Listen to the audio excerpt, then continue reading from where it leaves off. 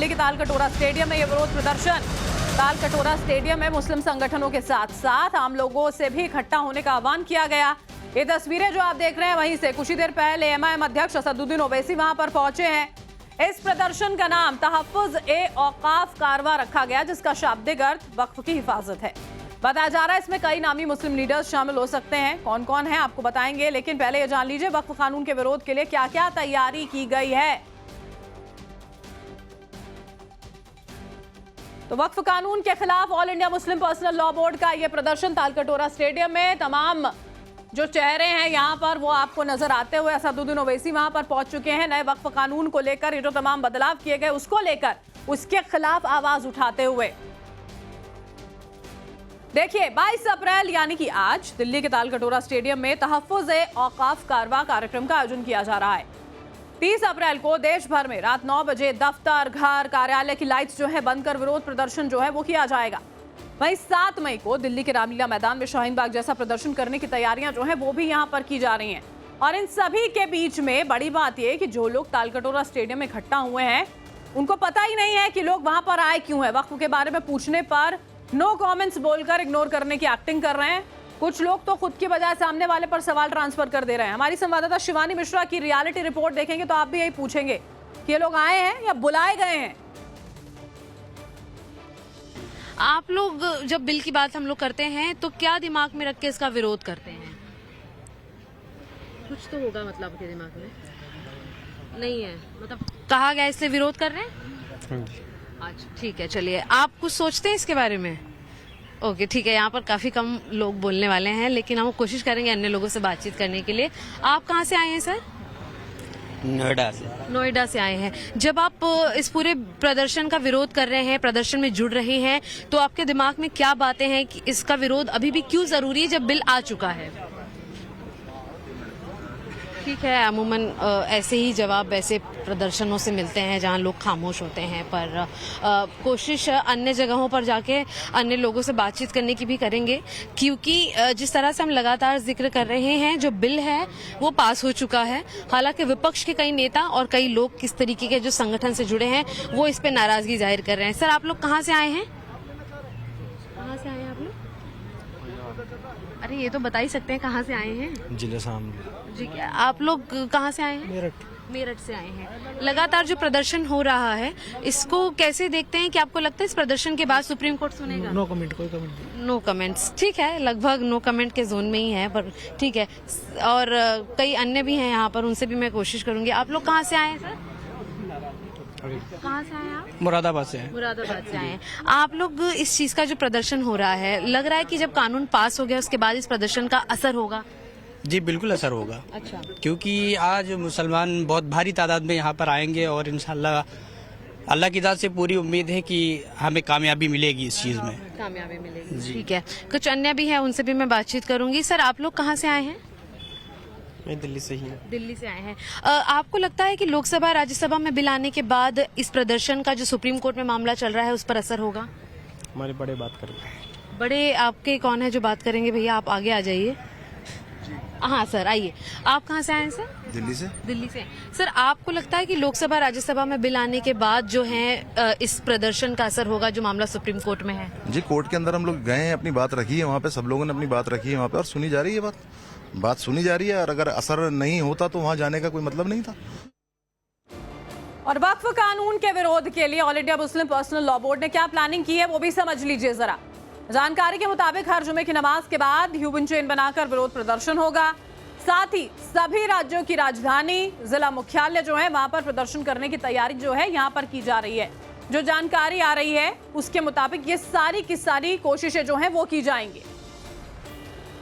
All India Muslim personal law board द्वारा वक्फ amendment bill की खिलाफत अभी भी जारी है, जिसको लेकर देश भर से जो मुसलमान भाई हैं वो जुटे हैं दिल्ली के तालकटोरा स्टेडियम में। आपको लगातार बता दें कि यह जो बिल है लोकसभा राज्यसभा दोनों में एक गहरे विमर्श के बाद जो है पारित किया गया है। हालांकि सुप्रीम कोर्ट तक ये मामला गया है, जिसकी खिलाफत लगातार कई ऐसे इंस्टीट्यूशंस द्वारा की गई है जो कहते हैं कि लगातार इस पूरे वक्फ अमेंडमेंट बिल की मेंबर्स कमेटी के अंदर सिर्फ और सिर्फ इस खास माइनॉरिटी यानी कि मुसलमानों से जुड़े लोग ही शिरकत करें, और इसी को लेकर नाराजगी जाहिर है कि नॉन मुस्लिम मेंबर्स जो हैं इस कमेटी का हिस्सा बने हुए हैं। आपको मैं तस्वीरें दिखाते चलूं कि एक बड़ा वर्ग जो है सवेरे से पहुंचना शुरू हो चुका है, और खास तौर पर अगर हम बात करें तो इस पूरे के पूरे प्रोटेस्ट के भीतर कई विपक्ष के सांसदों के भी शिरकत करने की पूरी गुंजाइश बताई गई है। पिछली बार ऐसा एक और प्रदर्शन जंतर मंतर पर किया गया था जिसमें असदुद्दीन ओवैसी पहुंचे थे। खुद हमने कई और बड़े नेताओं को देखा था जिसमें राहुल गांधी जैसे लोग शामिल हुए थे और अखिलेश यादव जैसे लोग शामिल हुए थे, और इसीलिए इस प्रोटेस्ट की मान्यता और बड़ी है क्योंकि लगातार ये पक्ष और विपक्ष के बीच का मुद्दा है कि पारित हुए नियम के खिलाफ भी अभी भी लोग इकट्ठा हो रहे हैं। कई लोग यहाँ पर मौजूद हैं, कुछ लोगों से बातचीत करने की कोशिश करेंगे कि आखिर मुख्य रूप से वजहतें क्या हैं। आप लोग यहाँ पर कहाँ से आए हैं सर? यमुनानगर से। यमुनानगर। आप लोग प्रोटेस्ट कर रहे हैं अभी भी, आपको लगता है कि जब नियम पारित हो चुका है तो इसका कोई असर होगा सरकार पर? बिल्कुल होएगा जी। होगा? हाँ जी जरूर। आपको लगता है इसका असर जी होगा? जी। आप कहाँ से आए हैं? यमुनानगर से। अच्छा, आप भी वहीं से आए हैं। लोकसभा राज्यसभा में बिल पास हो चुका है, आपको लग रहा है अभी भी अगर इतने बड़े प्रोटेस्ट को दोबारा अंजाम दिया जाता है तो सरकार सुनेगी, सुप्रीम कोर्ट सुनेगा? सुनेगा जी। सुनेगा जी। और हमारी संवाददाता शिवानी इस वक्त हमारे साथ लाइव जुड़ चुकी हैं सीधा तालकटोरा स्टेडियम से। शिवानी, हमें याद है जंतर मंतर पर आप पहले जब मौजूद थी, कुछ वक्त पहले जब इसी तरह से प्रदर्शन वक्फ के खिलाफ, इस नए कानून के खिलाफ किया जा रहा था, यही हालात तब भी थे। वहां मौजूद लोगों को भी पता नहीं था किसके लिए पहुंचे, वही स्थिति अब भी है। क्या इन तस्वीरें, कौन कौन से चेहरे पहुंच चुके हैं मंच पर? लेकिन देखिए, सबसे पहले तस्वीर तो वही है कि जंतर मंतर पर शुरू हुआ, आगाज था, जिसके बाद नागपुर में हमने दंगे देखे और अब ये दोबारा तालकटोरा स्टेडियम के अंदर दोबारा प्रोटेस्ट करने की कोशिश है। तस्वीरें आपको मैं दिखाते चलूंगी, विशेष आपको दिखाएंगे। सबसे पहले स्टेज की तस्वीर है जहां पर आपको सबसे बड़ा चेहरा है वो असदुद्दीन ओवैसी का नजर आएगा, जो यहाँ पर सबसे पहले विपक्ष के सांसदों में से पहुंचे हैं और साफ तौर पर उन्होंने सबसे अपनी आवाज बुलंद की है इस पूरे बिल की खिलाफत में, और लगातार इस बार भी मौजूद है और कुछ क्षण में आपसे यहाँ पर बातचीत करेंगे। वहीं आपको आगे स्टेज के फ्रंट रो में जो नजर आएंगे वो है जमात इस्लामी हिंद, जमात उलमा के जो मौलाना है, प्रेसिडेंट्स हैं, ये सभी मौजूद हैं। खासियत आपको मैं बताते चलूं कि हमेशा आपको नजर आते हैं वो चेहरे जो बड़ी भीड़ का हिस्सा होते हैं, लेकिन इस बार जो महिलाएं हैं उन्हें भी यहाँ पर बड़े पैमाने पर बुलाया गया है। कोशिश ये पूरी दी गई है कि पूरा का पूरा समाज एकजुटता से यहाँ पर इकट्ठा हो, बिल की खिलाफत करे, और इसीलिए तालकटोरा स्टेडियम की मैं चारों तरफ की आपको तस्वीरें दिखाते चलूं। विशेष पांडे जो आपको बता रहे हैं कि चारों तरफ आप देखेंगे कि भीड़ इकट्ठा है। हालांकि जिस तरीके की भीड़ की उम्मीद की गई थी इस पूरे प्रदर्शन को लेकर, उतनी बड़ी भीड़, उतनी बड़ी संख्या इकट्ठा नहीं हो पाई है, लेकिन कोशिश यही है। और अब से कुछ देर पहले भी जब भाषण और बयानबाजी का सिलसिला चल रहा था तो लोगों को यही हिदायत दी जा रही है कि इस कॉन्फ्रेंस के बाद भी वह तैयार रहे आगे आने वाले दिनों में इसकी खिलाफत करने के लिए।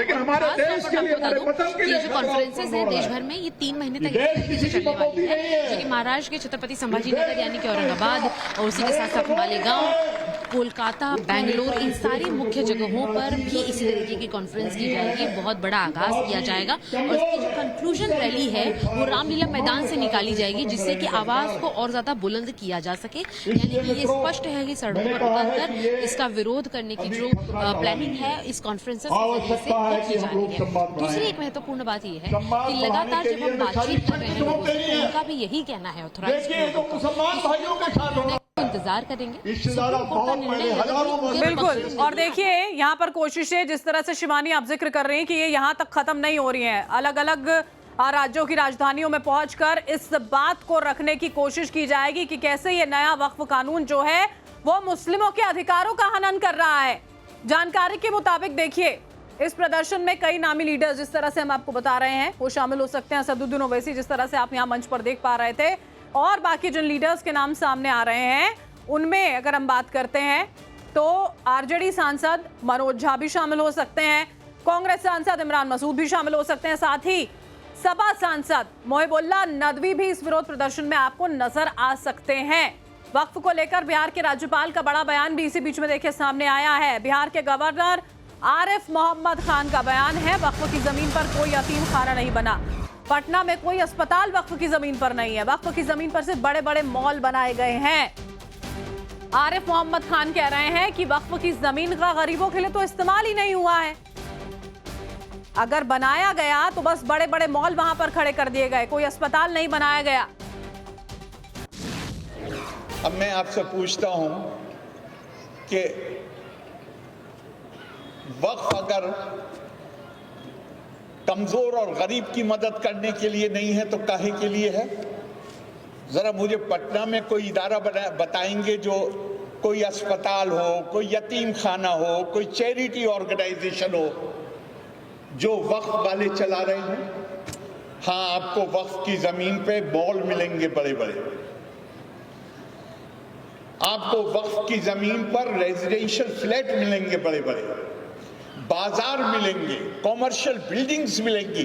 अरे भैया, वक्फ का मकसद तो था गरीब और कमजोर।